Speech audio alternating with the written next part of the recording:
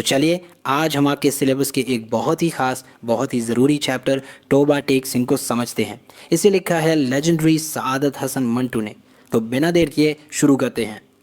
अच्छा, इससे पहले कि हम कहानी में जाएं, एक सवाल है जिस पर हम सबको सोचना चाहिए। सवाल यह है कि पार्टीशन ने, बंटवारे ने सिर्फ एक देश को बांटा या फिर उसने इंसानियत को भी टुकड़े टुकड़े कर दिया। ये कहानी ये हमें इसी सवाल के बिल्कुल सामने लाकर खड़ा कर देती है। तो आज हम क्या क्या कवर करने वाले हैं? सबसे पहले हम मंटो साहब के बारे में जानेंगे, फिर कहानी का सार समझेंगे, विशांत सिंह के किरदार को देखेंगे, कहानी का पूरा एनालिसिस करेंगे और हाँ, सबसे ज़रूरी एग्ज़ाम की तैयारी कैसे करनी है वो भी देखेंगे। ये चैप्टर बोर्ड एग्ज़ाम के लिए बहुत ही ज़रूरी है, तो पूरा ध्यान यही रखिएगा। तो चलिए सबसे पहले बात करते हैं उस मास्टर स्टोरी टेलर की जिनके कलम से ये शाहकार, ये मास्टरपीस निकला है, सादत हसन मंटो। देखिए, किसी भी कहानी को अच्छे से समझने के लिए उसके लेखक को समझना बहुत ज़रूरी होता है। मंटो की जो ज़िंदगी थी ना, उस पर उस दौर के घटनाओं का, खासकर 1947 के बंटवारे का बहुत गहरा असर पड़ा था।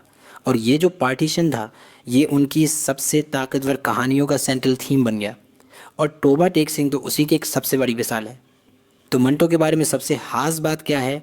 उनका लिखने का अंदाज एकदम यूनिक। वो समाज की जो कड़वी सच्चाइयाँ होती थी ना, उसे बिना किसी लाग लपेट के बिल्कुल बेबाकी से लिख देते थे। और जो पागलपन उन्हें अपने चारों तरफ दिखाई दे रहा था, उस पर वो सटायर यानी तंज का इस्तेमाल करते थे। इसको नोट कर लो बेटा, ये एग्ज़ाम के लिए बहुत ज़रूरी पॉइंट है। तो ये तो हुई लेखक की बात। अब आते हैं कहानी पर। अब इस भाग की शुरुआत करते हैं। कहानी का जो सेटअप है वो बंटवारे के कुछ साल बाद का है और जगह है एक पागल खाना। कहानी की शुरुआत होती है एक अजीब से ऐलान के साथ। खबर आती है कि भाई जैसे मुल्क का बंटवारा हुआ है, वैसे ही अब पागल खाने के जो कैदी हैं उन्हें भी उनके मज़हब, उनके धर्म के हिसाब से बांटा जाएगा। सोचिए ज़रा, इस खबर के आते ही वहाँ एक अजीब सा केओस, एक अजीब सी उलझन फैल जाती है। और इसी सारे पागलपन के बीच में एंट्री होती है हमारे सेंट्रल कैरेक्टर बिशन सिंह की। एक ऐसा आदमी जो पिछले 15 सालों से, सोचिए, 15 सालों से एक ही जगह पर बिना हिले डुले खड़ा है। और अब इस बंटवारे की खबर के बाद उसके पास हर किसी से पूछने के लिए सिर्फ एक ही सवाल है, मेरा गांव, मेरा टोबा टेक सिंह, वो कहाँ है? हिंदुस्तान में या पाकिस्तान में? अब ये जो डायलॉग आप देख रहे हैं ना, ये बहुत इंटरेस्टिंग है। जब भी बिशन सिंह को कोई छेड़ता है या वो बहुत परेशान हो जाता है, तो वो ये अजीब सी ज़बान बोलने लगता है जिसका कोई मतलब नहीं है। असल में ये जो बेमतलब की बातें हैं ना, ये खुद पार्टीशन के उस बेतुकेपन, उस नॉनसेंस का प्रतीक है।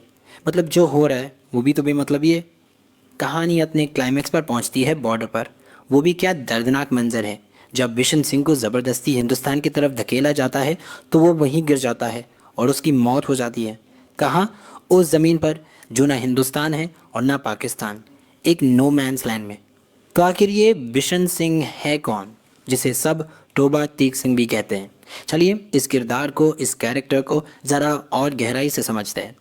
तो देखिए, टोबा टेक सिंह सिर्फ एक गांव का नाम नहीं है, बिल्कुल नहीं। बिशन सिंह के लिए ये उसकी आइडेंटिटी है, उसकी पहचान है, उसकी जड़ें हैं। कह सकते हैं कि ये उसकी पूरी दुनिया है। और बंटवारा, बंटवारा उससे यही सब कुछ तो छीन रहा है। चलिए अब आते हैं सबसे ज़रूरी हिस्से पर। इस कहानी का गहरा मतलब क्या है, इसके पीछे संदेश क्या छुपा है? आइए इसके थीम्स का एनालिसिस करते हैं। और हाँ, ध्यान से सुनिएगा, एग्ज़ाम में ये सवाल आ सकता है। तो देखिए, ये कहानी हमें कई चीज़ें दिखाती है। सबसे पहले तो पार्टीशन की त्रासदी, उसका दर्द। फिर आता है आइडेंटिटी क्राइसिस यानी पहचानगत संकट। और ये उन पॉलिटिशियंस पर एक बहुत तीखा सटायर है, एक तंज है, जिन्होंने इंसानों की ज़िंदगियों की परवाह किए बिना इतने बड़े बड़े फैसले ले लिए। और ये स्लाइड कहानी के मेन कॉन्फ्लिक्ट को बड़े शानदार तरीके से दिखाती है। एक तरफ है दुनिया की नज़र जो पहचान को देखती है धर्म और देश के चश्मे से, हिंदू, मुसलमान, हिंदुस्तानी, पाकिस्तानी।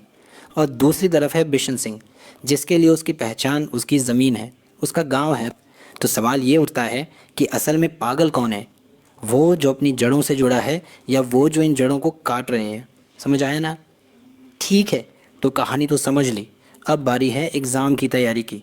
देखते हैं कि इस चैप्टर से आने वाले सवालों में पूरे नंबर कैसे स्कोर करने हैं। अब प्रैक्टिस करो। एक बात गांठ बांध लीजिए, इस चैप्टर से 5 नंबर का सवाल पक्का है। मतलब बिल्कुल पक्का। तो ये सेक्शन बहुत बहुत ज़रूरी है। जब भी आपको किसी पैराग्राफ की तशरीह यानी एक्सप्लेनेशन लिखने को कहा जाए तो बस ये 4 सिंपल स्टेप्स फॉलो करने हैं। पहला, सयाक व सबाक लिखिए, मतलब राइटर और कहानी का नाम। दूसरा, उस पैराग्राफ का मतलब आसान लफ्ज़ों में समझाइए। तीसरा, मंटो के लिखने के अंदाज जैसे तंज या हकीकत निगारी का जिक्र कीजिए। और चौथा, उस पैराग्राफ के गहरे मतलब को सामने लाइए। इस स्ट्रक्चर से आपको पूरे नंबर मिलेंगे। ये रहे कुछ सबसे ज़रूरी सवाल जो इस चैप्टर से बार बार पूछे जाते हैं। इन सब के जवाब तो आपको ज़रूर तैयार करने हैं। इनका स्क्रीनशॉट ले लीजिए या नोट कर लीजिए। और हम इस सेशन को ख़त्म करते हैं कहानी की इन आखिरी दिल दहला देने वाली लाइनों के साथ। इधर खारदार तारों के पीछे हिंदुस्तान था, उधर वैसे ही तारों के पीछे पाकिस्तान। दरमियान में ज़मीन के उस टुकड़े पर जिसका कोई नाम नहीं था, टोबा टेक सिंह पड़ा था। सोचिए, ये एक लाइन बंटवारे के पूरे दर्द को, पहचान के खो जाने के उस एहसास को अपने अंदर समेट लेती है और हमें एक ऐसे सवाल के साथ छोड़ जाती है जो शायद हमेशा हमारे साथ रहेगा।